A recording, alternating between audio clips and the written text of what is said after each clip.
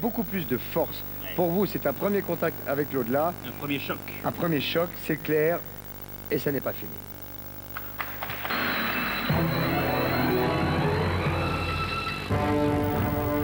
Evangélie a accepté de se prêter à une expérience particulièrement angoissante. Entrer en contact avec les esprits qui errent dans ce château hanté. En compagnie du propriétaire, elle a déjà découvert sur une vieille photo une étrange apparition. Ève pense alors avoir affaire à une fée. Mais elle va maintenant découvrir une histoire très différente. La visite qui se prépare avec Jean Didier, le médium, va se révéler plus que troublante pour la jeune femme. La mission de Jean Didier, communiquer avec les esprits. Pour les besoins de l'expérience, il a été isolé du reste de l'équipe dans la chapelle, à l'extérieur du château. Il ne possède donc aucune information sur l'histoire de la maison. Combien j'ai amené mon chapelet. Oui. Le hasard fait bien les choses. Comme ça. Ça y est, vous avez fait votre tour. Bah ouais. Parfait. Hop, vous avez le pied sur... Oui. Ah, pas un hasard non plus, ça. Les cuissons. Ouais, bah, regarde. Hop. Regarde. Ah, c'est beau, moi. La croix. C'est quoi, en fait? En fait, c'est une tombe. Et le... J'avais le pied sur une tombe, en fait. Là, on est sur une tombe. C'est-à-dire que là, il y a le corps de quelqu'un Exactement. qui a vécu ici? Exactement, il y a le corps complet, là. Je peux toucher. C'est quand même hallucinant. C'est-à-dire que là, si on sent son énergie... Vous ressentez quelque chose?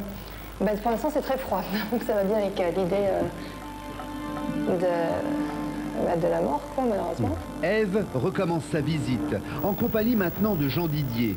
Les informations et les ressentis du médium vont être essentiels lors des expériences prévues plus tard dans la nuit.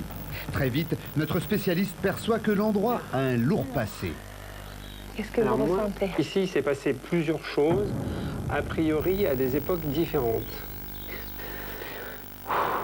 Et ces sensations d'oppression. Ouais, là. C'est très fort. Donc par rapport à ça, voilà, là c'est tout à fait ce que je ressens. Donc, moi ça tremble un peu sur mes pieds, ça donne une sensation de tremblement. Voilà. On va rentrer, on va essayer de voir s'il y a des vibrations à l'intérieur. Si les vibrations sont les mêmes à l'intérieur. On va monter? Ouais. Jean Didier ignore que dans quelques minutes, l'émotion va le submerger dans la salle de billard. Oui, alors ici, on ressent vraiment immédiatement et tout de suite cette espèce d'oppression. Elle est hyper chargée.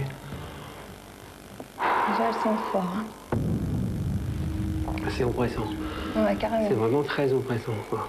Il y a une femme ici qui a dû subir quelque chose de très grave. Mmh.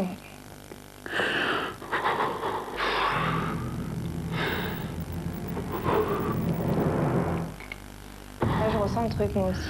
Ah, c'est vraiment dur. Je vais essayer de m'asseoir un petit peu. Bah, moi, ça vient aussi, ça vient. D'ailleurs, ça m'a fait ça quand je suis rentrée dans la pièce, comme si on se sent happé en fait par la pièce et qu'on sent qu'on est oppressé, mais on ne peut pas sortir. Comme si quelqu'un était resté enfermé. Et là, il y a quelqu'un qui est là et qui appelle au secours et qui souffre, quoi. Et qui est en détresse, quoi. Qui crie au secours et qui est en détresse totale, quoi. Et je la sens comme si elle était en moi, parce que j'ai cette souffrance-là qui est en moi. Et je peux même plus en parler et l'exprimer, quoi. Parce que c'est trop fort. Parce que c'est quelqu'un qui est mort dans la souffrance. Moi, je vais, et dans la peine. Et qui est toujours en peine et qui erre d'une certaine façon. Comme une âme en peine. Comme une âme en peine. Et en plus, c'est des personnes qui bouleversent, quoi. Qui bouleversent complètement tout le monde. Bon, on sort parce que c'est trop... Ève est troublée. Elle vient d'assister à un premier contact avec l'au-delà à travers Jean Didier. Ils ne sont là que depuis 4 heures et l'esprit qui hante la pièce semble déjà prêt à communiquer avec le médium. De retour au QG, l'équipe prépare le plan d'action de la nuit. Grâce au ressenti de Jean Didier, plusieurs endroits devront être étroitement surveillés. Sur le plan Cédonsin, on est ici. Des caméras de surveillance et des micros sont placés dans la salle de billard et au grenier. L'obscurité va bientôt envahir le château. L'équipe est prête. Dans un instant, Ève sera enfermée seule dans la salle de billard. Elle va tenter d'entrer en contact avec l'esprit qui erre entre ces murs. J'aimerais une petite manifestation. Un moment éprouvant pour la jeune femme qui est pourtant loin d'être le pire. Oh, j'ai peur.